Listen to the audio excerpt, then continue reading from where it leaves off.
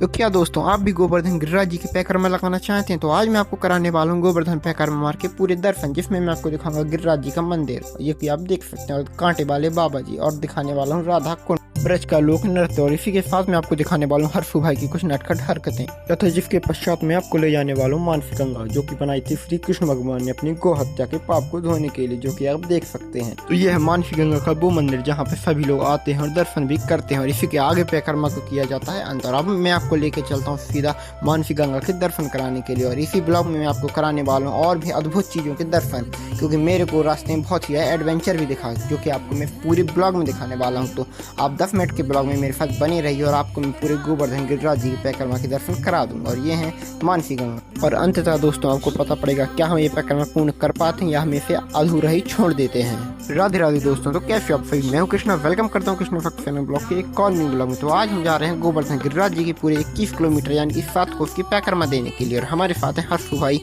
और हमारे मौसी और मम्मी जी। और पैकर्मा के दौरान हमारे कैमरे में कैप्चर होते हैं वो अद्भुत दृश्य जो कि आपने कभी नहीं देखे होंगे, इसीलिए ज्यादा समय जाया ना करते हुए आपको लेके चलते हैं सीधा गोवर्धन गिरिराज जी के मंदिर। ये है यहाँ के जय गुरुदेव का मंदिर, जो कि ताजमहल जैसा लगता है, कुछ लोग इसे मथुरा का ताजमहल भी कहते हैं। और इसी के साथ हम आपको डायरेक्ट लेके आ जाते हैं गोवर्धन बस स्टैंड, जो कि आप देख रहे हैं। ये है यहाँ का बस स्टैंड, यहाँ पे देखिए ये खड़ी बस जो कि कई स्थानों से आई है तथा कई स्थानों पे जाने वाली हैं। और यदि आप भी गोवर्धन गिरिराज जी के पैकर्मा देने आना चाहते हैं तो मेरे साथ आप एक बार ये ब्लॉग जरूर देखें, क्योंकि मैं आपको बताने वाला हूँ कि आपको ये पैकर्मा कितने बजे स्टार्ट करनी चाहिए और ये आपकी कितने बजे खत्म होगी और कितने घंटे लगते हैं, और कराने वाला हूँ सभी चीज़ों के दर्शन जो कि आपको आज तक किसी भी यूट्यूबर ने नहीं कराए होंगे, तथा रास्ते में कराऊंगा मैं आपको यहाँ के कुछ रहस्यमय चीज़ों के दर्शन जो कि आपने अभी तक कभी भी नहीं किए होंगे। इसलिए सबसे पहले हम आ जाते हैं दान घाटी के वो मंदिर जहाँ से की जाती है पैकर्मा को स्टार्ट, और ये पैकर्मा बटी है 2 खंडों में, इसलिए पहले हम आपको कराएंगे पहले दर्शन और फिर ले चलेंगे सीधा पैकर्मा मार्ग की तरफ। तो ये है यहाँ के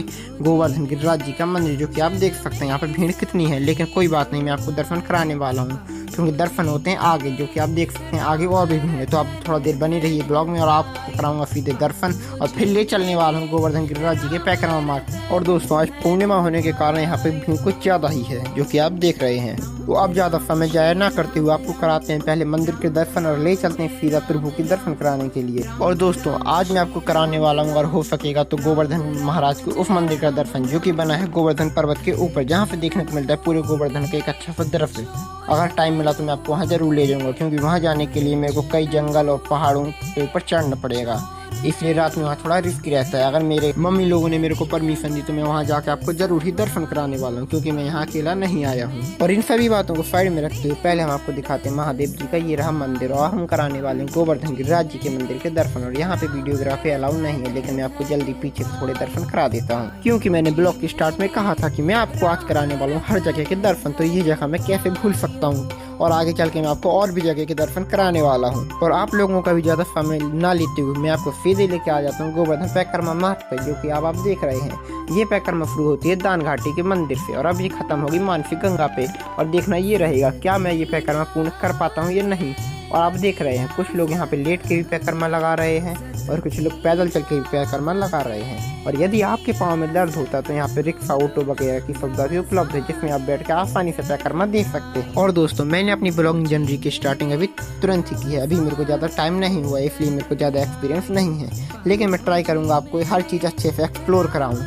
और आपको शायद मेरी वॉइस से थोड़ी दिक्कत आ रही होगी, जो कि आगे मैं फिक्स कर लूँगा, और आपको और भी अच्छे से और भी इंटरेस्टिंग चीज़ों के दर्शन कराने ले जाऊँगा, और आपको कई जगहों के ट्रैवल भी कराऊँगा। और आप देख रहे हैं अभी टाइम हो रखा है 8:11, और ये पैकर्मा स्टार्ट की थी मैंने पूरे 8 बजे, और देखना ये रहेगा कि अब ये पैकर्मा मैं कितने समय में पूर्ण कर पाता हूँ, और क्या ये पैकर्मा मैं पूर्ण कर भी पाता हूँ या मेरे को आधा भी छोड़ना पड़ता है। और आपको यहाँ की एक इंटरेस्टिंग बात और बताऊँ, अभी हमें रोड वाली पैकर्मा में, और एक पैकर्मा होती है इन जालियों जो कि मेरे राइट साइड में लगी हैं, इसके बगल से जहाँ पे है कच्चा मार्ग, और वहीं पे स्टार्ट है वो वाला मंदिर जो मैंने आपको स्टार्टिंग में बताया था, जो कि पहाड़ों के ऊपर जंगल के अंदर टाइप। और तभी हर्षू भाई लग जाते हैं रसगुल्ले की लाइन में, क्योंकि यहाँ मिल रहे थे रसगुल्ले जो कि आप देख रहे होंगे।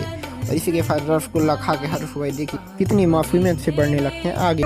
फिर वही बात आ जाएगी, जो गरीब हो ना आदमी, यो साला अपनी आदत से गरीब हो, और ये बाबा जी फेमस हुए थे प्रयागराज की कुंभ मेले से। जैसे कि दोस्तों मैंने ये बाबा जी आपको स्टार्टिंग में ही दिखाए थे, तो इनके भी दर्शन मैंने आपको करा दिया और आगे चल के मैं आपको कराने वाला हूँ और भी अनोखी चीज़ों के दर्शन, जो कि मैंने आपको ब्लॉग की स्टार्टिंग में नहीं दिखाए थे, क्योंकि वो थोड़े और भी अद्भुत हैं और रहस्यमयी हैं। और तभी आगे जाके हम देखते हैं तो यहाँ पे लड़कों द्वारा किया जा रहा था बहुत ही प्यारा नृत्य, और इसी के राइट साइड में बट रहा था जूस। तभी हमारे हर्षू भाई भी यहाँ लग जाते हैं, क्योंकि हर्षू भाई कोई भी फ्री की चीज नहीं छोड़ते हैं। शाबाश!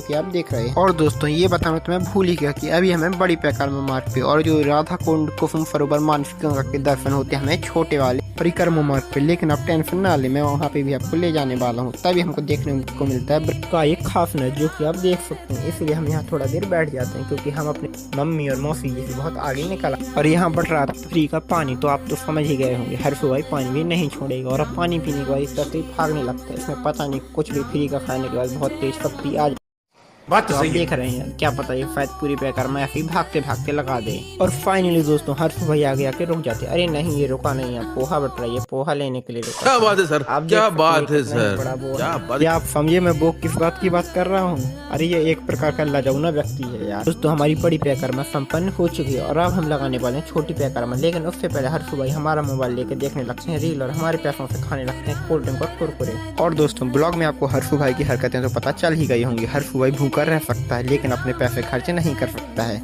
कोई बात नहीं दोस्तों, हर्षू भाई मेरा छोटा भाई, इसलिए मैं भी इसको खिलाता रहता हूँ, क्योंकि ये बहुत प्यारा है। और इसी के साथ दोस्तों मैं और हर्षू भाई जल्द ही आ जाते हैं राधा कुंड के दर्शन करने के लिए, जो कि मैंने आपको ब्लॉग की स्टार्टिंग में बताया था कि मैं आपको राधा कुंड के दर्शन भी कराने वाला हूँ। ये कुंड राधा जी ने अपने कड़े पे खुद के बनाया था, जो कि ऐसी एक मान्यता है। और दोस्तों राधा जी को देख के हमारे प्रभु कैसे पीछे रहने वाले, इसलिए उन्होंने भी अपनी बांसुरी से एक कुंड बनाया था, जो कि राधा कुंड के एकदम बगल में ही है। वहाँ के भी मैं दर्शन आपको कराने वाला हूँ। और वो राधा कुंड से एकदम जुड़ा जुड़ा है, लेकिन वो थोड़ा टेढ़ा है और राधा कुंड एकदम स्क्वायर टाइप में है, क्योंकि अपने प्रभु भी थोड़े टेढ़े हैं, क्योंकि उनको आज तक कोई समझ नहीं पाया। और दोस्तों अगर आप भी राधा कुंड आ रहे हैं तो मेरा आपसे निवेदन ये रहेगा कि आप कभी इसके अंदर ना जाएं, क्योंकि यहाँ पे कई लोग अपनी जान गंवा चुके हैं, क्योंकि ये कुंड बहुत ही ज़्यादा गहरा है। और इससे पहले ही वहाँ पे लिखा भी है कि यहाँ अंदर जाने का प्रयास ना करें, और इसीलिए हम भी ज़्यादा अंदर नहीं जाएंगे। हम अंदर बिल्कुल भी नहीं जाएंगे। हम सीढ़ियों पे बैठेंगे और थोड़ा जय करेंगे और थोड़ी छींटे डालेंगे और ऊपर आ जाएंगे। तो हम जाने लगते हैं नीचे सीढ़ियों के पास और थोड़ा करेंगे छींटा वगैरह और हाथ धोएंगे। और यहाँ पाँव भी नहीं डाले जाते हैं, क्योंकि ऐसा वहाँ लिखा था। क्योंकि दोस्तों हमने को रूल फॉलो करनी चाहिए, क्या पता वो सच हो।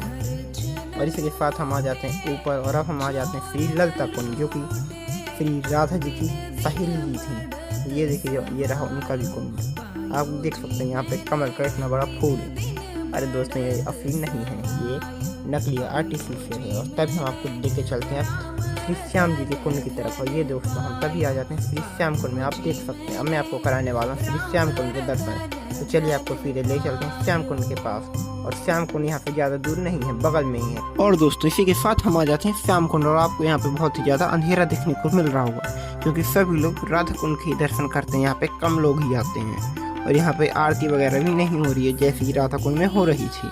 और इसी के साथ हम आ जाते हैं गिरिराज जी महाराज की परिक्रमा के अंतिम चरण में, क्योंकि अब हम आ चुके थे मानसी गंगा में। और आपको लेके चलते हैं मानसी गंगा के दर्शन कराएंगे और वहाँ पे मंदिर के भी दर्शन कराएंगे। और यहाँ पे नहाने की भी सुविधा है। अगर आपको मानसी गंगा के पानी से नहाना है तो आप यहाँ पे सेफली नहा भी सकते हैं। तो चलिए आपको वहाँ ले चलते हैं और दिखाते हैं यहाँ पे कैसा मंदिर है और कैसी नदी है। और इस मंदिर के दर्शन मैंने आपको पहले ब्लॉग की स्टार्टिंग में कराए थे। अब मैं आपको कराने वाला हूँ इस मंदिर के प्रॉपर दर्शन एकदम अच्छी तरीके से। और ये मंदिर प्रभु श्री कृष्ण ने अपने गौ हत्या के पाप धोने के लिए बनाया था, जो कि आपने कहानियों और पुराणों में सुना होगा। एक राक्षस था जो कि बैल बन के प्रभु श्री कृष्ण को मारने आया था, जो कि कंस ने भेजा था। और उसी को मारने के बाद प्रभु श्री कृष्ण को ब्रजवासी कहने लगते हैं कि आपको गौ हत्या का पाप लगेगा। तो इसीलिए प्रभु श्री कृष्ण ने मानसी गंगा का निर्माण किया था, यहाँ पे स्नान भी किया था, अपने गौ हत्या के पाप को धोया भी था। और अब इसी के साथ हम आपको कराने वाले हैं मंदिर के दर्शन। तो चलिए आपको ले चलते हैं मंदिर में और कराते हैं मंदिर के दर्शन। और अब आप यहाँ पे भीड़ तो देख ही रहे हैं, यहाँ पे कितनी भीड़ हो रखी है।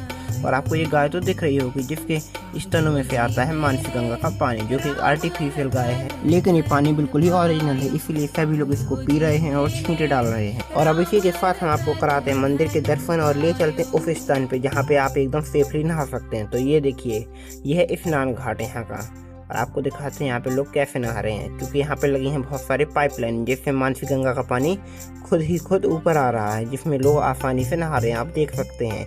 और आप भी आना चाहते हैं तो अपने साथ कपड़े जरूर लाएं और यहाँ पे आके जरूर नहाएं। और अगर आप कपड़े नहीं लाए हैं तो यहाँ पे हाथ मुंह जरूर धो सकते हैं। और इसी के साथ आप मेरी घड़ी में टाइम तो देख सकते हैं, टाइम हो रखा है 2 बज चुके हैं। और इसी के साथ हम लोगों की पूर्ण परिक्रमा हो जाती है समाप्ति, जो कि थी 21 किलोमीटर की, जिसमें हमें करने को लगे पूरे 6 घंटे। और इसमें हम कई जगह बैठे भी और कई जगह रेस्ट भी किया और कुछ खाया पिया भी, क्योंकि हम बहुत आगे हैं। लेकिन हमारे साथ वाले लोग यानी कि मम्मी और मौसी अभी भी यहाँ नहीं आए हैं। आपको दिखाते हैं अभी टाइम कितना हो चुका है, 3 बज चुके हैं, लेकिन ये लोग अभी भी नहीं आए हैं। पूरा 1 घंटा ज़्यादा हो चुका है, तो आप सोच सकते हैं हम इन लोगों से कितना आगे थे। और हमने आपको परिक्रमा के दौरान भी दिखाया था, हम लोग कई स्थानों पे बैठे भी थे, और क्योंकि हमें इंतजार भी करना था, क्योंकि हम कुछ ज़्यादा आगे निकल आए थे। और अगर हम दोनों अकेले होते तो हम फिर 4 घंटे में आसानी से पूर्ण कर लेते। और इसी के साथ मैं आ जाता हूँ कोल्ड ड्रिंक लेने के लिए, और 3:30 बजे आके देखता हूँ तो ये दोनों लोग आ चुके थे। और अब हम जाने लगते हैं गिरिराज जी महाराज पुनः दर्शन करने के लिए, क्योंकि इसके बाद हमारी परिक्रमा फाइनली कंप्लीट हो जाएगी।